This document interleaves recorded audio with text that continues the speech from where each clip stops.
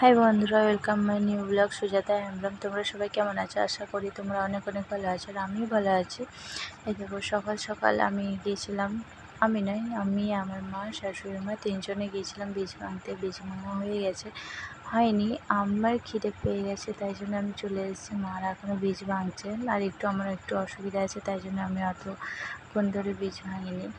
চলে এসেছি আমি খেয়ে দিয়ে। এবার এই বীজটা নিয়ে যাব জমিতে, যেহেতু বীজতলা থেকে আমাদের জমিটা অনেক দূরে, হেঁটে যেতে একটু সময় লাগবে, আর মাথায় করে নিয়ে গেলে খুবই কষ্ট, তাই জন্য আমি সাইকেলে করে নিয়ে যাচ্ছি। তো সাইকেলে করে নিয়ে যাচ্ছি, এক হাতে ক্যামেরা এক হাতে মোবাইল, প্রচুর অসুবিধা হচ্ছে, তাই জন্য আমি ভিডিওটা থামিয়ে দিয়েছি।